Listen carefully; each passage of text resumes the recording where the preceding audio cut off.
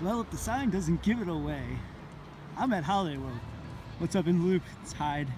You know, I didn't really get into the coaster travel to ride coasters until I moved to Florida. So unlike most enthusiasts, I haven't been to Holiday World that many times. Only kind of like 1.5 times, one full visit and a half in the middle of another trip. But I've never ridden the coasters at night. And if you know anything about Holiday World, they're not, because of like the time change in Central Time and where they're aligned, it rarely gets dark when the park is open, except during a couple maybe weekends in the summer or the events for enthusiasts. But now, being the end of October, I'm gonna get some night rides for once. Finally can, perfect timing, Raven. Get some night rides in on the coasters. So that's the main reason I'm here. It's also happy Halloween weekends, mainly a kids thing. But we'll check that out. We'll check out the coasters. We'll eat some Thanksgiving dinner. We'll do everything, that you do when you're at Holiday World. So let's go in. Got an issue? Take it up with the ghost. If you ever wondered what Christmas and Halloween looked like together, this is what it looks like. Christmas trees and corn stalks. A lot of people argue that's the best of both worlds. So I think, let's go to Raven. We're right here. Let's just do Raven. With Halloween only a few days away, it seems appropriate to start with Halloween. Parks seem pretty crowded parking lot wise. So we'll see what coasters look like here. This is, I believe, like the regional kind of area of the park. It's also where the Raven is. So fun little theming here. I will say everything I've seen so far, I mean, there's pumpkins everywhere, signs everywhere. Kind of doing a good job. Probably easiest to decorate this portion of the park since it's already themed to Halloween. So who knows, maybe some of the stuff is here all year. But yes, this sign right here. We'll check some of the stuff out. The Core Maze, Hayride. There's some not so scary haunted houses. So the Raven, that was running really well. I forgot how good of a ride that is, especially that like third drop down kind of midway through the ride. But yeah, running real well, running 2 trains, so can't complain. So really excited to try the Legend here. I've only been on it once. Out of my 2 times I came here, the one time it was closed, and when it was open, the other time it was a really, really long line. So I know they did a lot of track work recently, so really excited to check it out. I'll give you my review afterwards. But yeah, pretty cool ride. And if you're not familiar with it, it's compared to the other 2 that are a little bit more airtime focused. This one still has some airtime, but it kind of goes out and has a lot of laterals and helix and all that good stuff. So let's go check it out. I know for probably like 90% of you watching, you won't care about this, but fall colors, something we don't see in Florida. Palm trees don't change colors. Also, because it's probably still like 80 degrees back in Orlando today, so yeah. This might be closing weekend here, but we'll still be around for the next few months. Fall colors, the one upside to the Midwest. All right, gotta be honest, that's pretty rough, guys. I know, you'll be like, it's 50 degrees, it's the end of the season, blah, blah, blah. And I'm sure probably early in the season does run better, but by the time we hit the double helix, I was just getting me off this. The ending here, which I think GCI might have retracted. The comments will prove me wrong. I mean, that's why comments are on YouTube videos, so you can tell people they're wrong. That was glass smooth. Maybe they need to bring in those folks to do the rest of the ride, because it's pretty rough. Don't think I'll ride this even at night again. Oh well. But you know what I will do? I will go to the Pepsi Oasis, get free Pepsi. Best part about this park, maybe not the best part, but up there, free soda everywhere. Ranger, I would not recommend this event for you. No splash and safari, buddy. Just heard you on the podcast saying, one of your top water parks. I'd agree, but no water park today. Big howdy.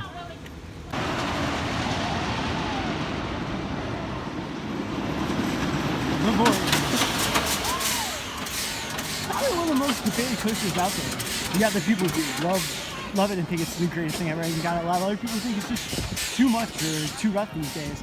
The few times I rode it over a couple trips, I really enjoyed it. I like the intensity, but we'll see. Let's go give it a ride. All right, so just got off. Second from last row. The row you always want to ride because you're not on a wheel seat, but your head in the back. It's still really good, guys. It's really good. I know some of you might say it's a little too intense. Might be showing its age. You can expect as much because it's towards the end of the season. I mean, there's probably 30 or so different turns on the ride, and I would say maybe like 3 or 4 of them were like, ooh, hopefully they can work on that one. I think they are. I think they announced part of their big spend for next year, track work. They probably do track work every year, but yeah, that's still a good one, guys. For me, it's probably right up there with El Toro and Lightning rods. So toss up between all three. All three are great rides in my opinion, and looking forward to the main event running at night here. So Cobblers Getaway is this really fun, unique Sally shooting dark ride, but instead of shooting the turkeys, you're calling them, I think, to save them. It's really cool just because it's different than most other dark rides at other parks.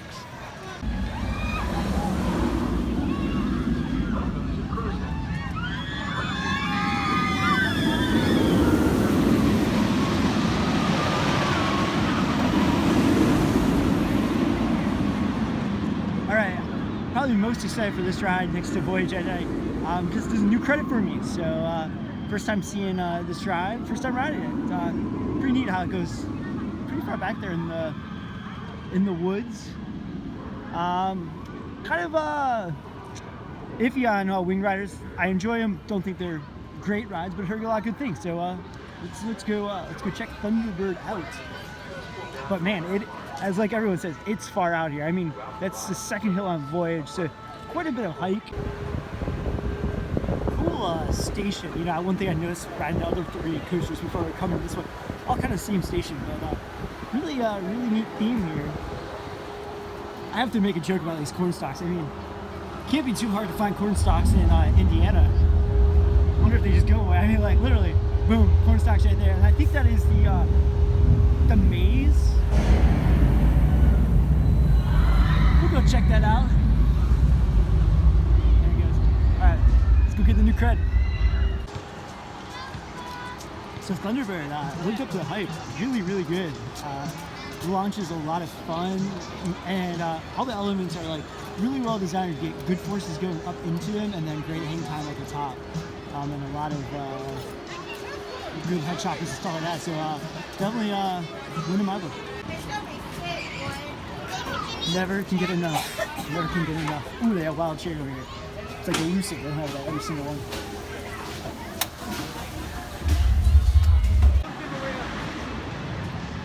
Alright, walking back from the Thunderbird area, which was really well done, like I was showing off in the video. The station, everything looks really cool.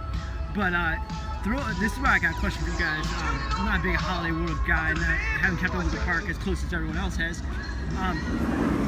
Why do you think Thunderbird was placed all the way back here? Do you think, love to hear in the comments what you guys would think the future of Holiday World holds. Is this going to be like always a dead end, or do you think we're going to see a bunch of rides added out here at some point when they add more rides? One of the activities they have here is Hayrides. Kind of see where it goes. Around over there.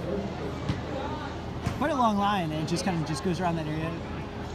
People are definitely here for the Halloween stuff, not so much for the rides, so makes it good for me. Quick tip, if you are coming out for the Halloween stuff, some of it does close well before the park. To meet at this. So the old Pilgrims Plunge station, or Giraffica, was it Giraffica? I forget, I get all the names confused, is where there's one of the family-friendly haunted houses. And look at that, they got phones turned on, Pilgrims Plunge, RIP. I spy old Intamin boats back there. Let the rumors start that the ride's coming back. It's not, don't start those rumors. They could put something a lot better here, I'm sure. Walking down to the corn maze, and you got some pretty cool views of the park.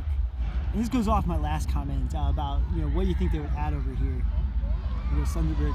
This is a big space. I mean, you don't have many parks that have this much chunk of land right up against the main park. So will be interesting to see what they do here. Would have been interesting to see what Will would have done here, but let's go try not to get lost.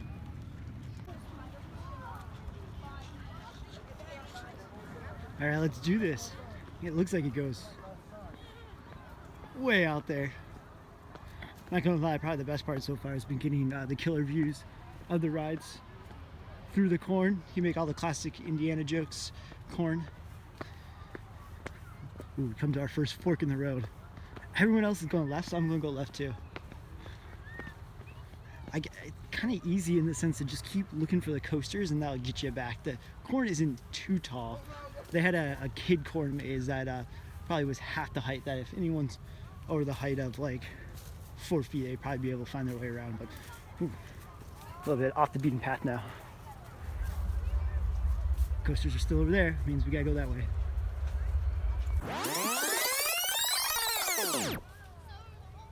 You can go that way, that way, that way, that way, that way. But the coasters are that way. We're gonna go this way. Oh, there's actually one piece of corn there. Wonder if they sell that in Pilgrims Cafe.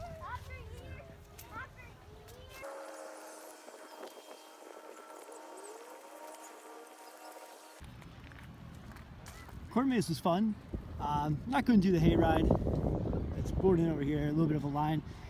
This part feels like if you're from the Midwest, you go to apple orchards or cider mills, kind of like a fall festival. Seems like they brought that here. Probably pretty smart. Probably doesn't cost that much to operate, and people seem to really enjoy it. Kind of cool too.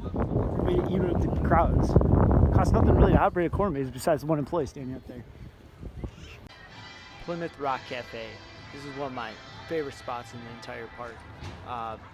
Really, really good food. You can get like a traditional Thanksgiving dinner with turkey, gravy, stuffing, mashed potatoes, apple pie, pecan pie.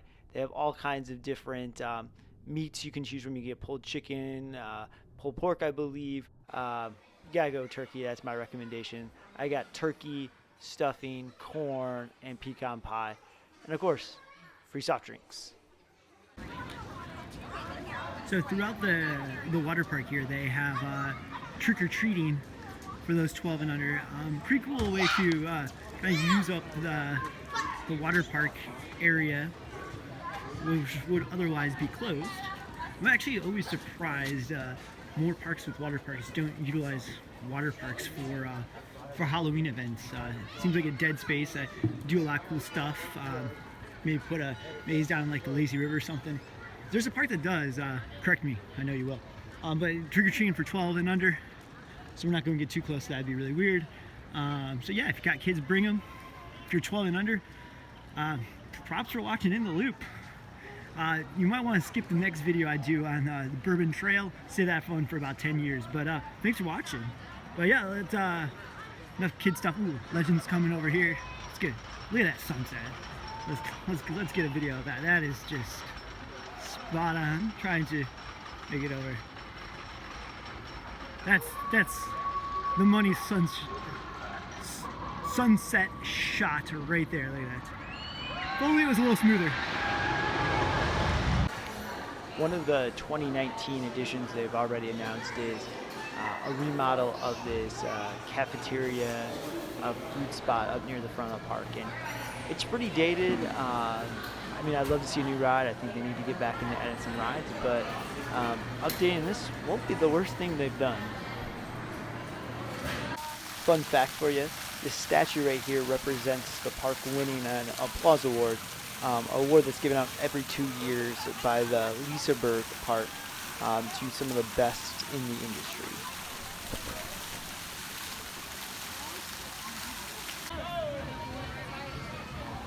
They have the Holodogs 3D Halloween Adventure in the Holiday Theater. One of my favorite theme park trends of late is the retro merchandise every park is getting, and they have tons of Santa Claus Land retro t-shirts and various merchandise. They also have the coaster dynamic models here. Here's Voyage, that looks really cool. These run around like $35. And then you won't be able to unsee this, but Is it just me or does that Voyage look like the Phantom of the Opera? Right? The main event. And yeah, iPhones don't do well at night, but you get the point. Voyage, night. That's what I've been waiting for. Let's see what it's all about. It looks like there's no line. Kind of after the Halloween event, kind of a lot of festivities wrap around 5:30. The rides in the park got busy for about a half hour, and then significantly died off. Kind of what you expect in the summer with the water park. You know, when a water park dumps, it gets busy for a few minutes. Everyone moves. Same thing. All right, yeah. Guys, that was pretty awesome. That was incredible. So I think it helps that I'm not super familiar with the ride. Like I said, I've only been here a couple times. Probably only been on the Voyage like 4 or 5 times in my life. So especially when you're out in that spaghetti bowl in the back. I don't know the ride like the back of my hand like some other rides. So that helped, made it really, really cool. Yeah, that was awesome. That was really good. Like I said earlier, personally, I think it's still running really good. Just out of control. At night, yeah, gotta get out here and ride. I know it's not open many days. That's why I'm here in late October freezing. But Voyage at night, worth it. Make the pilgrimage, pun intended. Let's wrap up with a Christmas tree. Seems fitting. So that was awesome. Only here for a few hours. Not a big flat ride guy or anything, so just really kind of hopped in to ride the coasters, eat some turkey, and then wait for nightfall. And nightfall did not deliver. It did deliver, let me tell you. Maybe not so much for Legend, but overall, Raven, you can see in the background there, you can hear it. Awesome at night. Voyage, incredible. Get out here, like I said, after my Voyage wrap up, gotta get out here and ride it. I probably won't be back until they build a new coaster. Not a big water park guy, but yeah, Voyage takes a lot out of you, but it's a really good ride. I think it's running good. So get out to Hollywood. I think if you are a coaster nerd, at some point on like your bucket list, get to Cedar Point, get to Magic Mountain. I think Holiday World, especially Holiday World at night, needs to be on that bucket list. So hope you enjoyed that. If you got any questions, hit me up, let me know in the comments, and hopefully you got out here and ride Voyage at night sometime.